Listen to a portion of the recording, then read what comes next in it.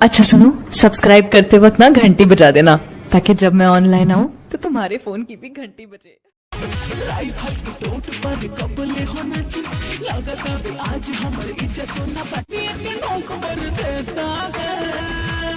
ये कौन है जो बार बार खड़ा होता है? बाबू साहेब का बेटा है, इसके दम पर चूमा लेता है।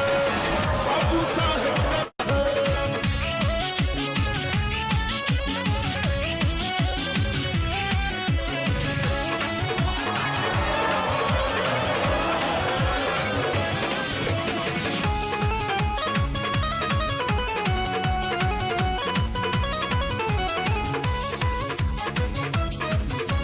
आप सुन रहे हैं सिंगर भीमलाल यादव को। चढ़ली जवानिया के नया जान माफिया उतारी। चढ़ली जवानिया के रसना के गाड़ी जब न जान नया जान माफिया उतारी। इतना समय नसाइल भर पेटा है। ओहो, अभी ये कौन है? सिंह जी का है, सिंह जी का बेटा है, सूद समेत सब लेता है।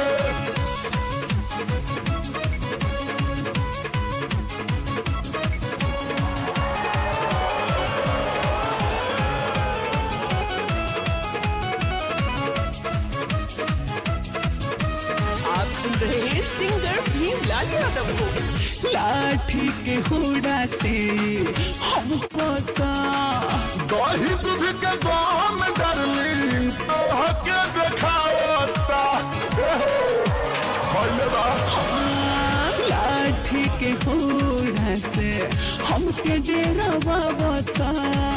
दही दूध के दाम डार्लिंग तो हके देखावता। हे भगवान, अब हाय के हो। सब्जी का बेटा है, पेंशन बहुत देता है।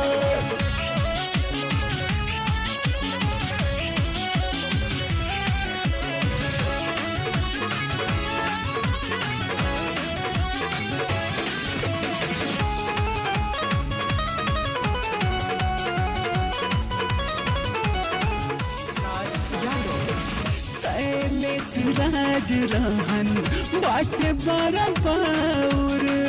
भीमावत बीनी तहरा चोलिया में चाउर। अरे का बोलू सैले सिराज रहन बाटे बराबर। भीमावत बीनी तहरा चोलिया में चाउर।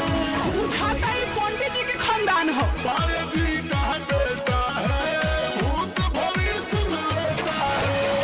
सारे जी का बेटा है, हाथ देख कर लेता है। राइफल के नोट पर कबले होना चाहिए। लागता भी आज हमारे इज्जत न बाची। राइफल के नोट पर कबले होना चाहिए। लागता भी आज हमारे इज्जत न बाची। पैसा बोलिए के नो। बाबू साहेब का बेटा है,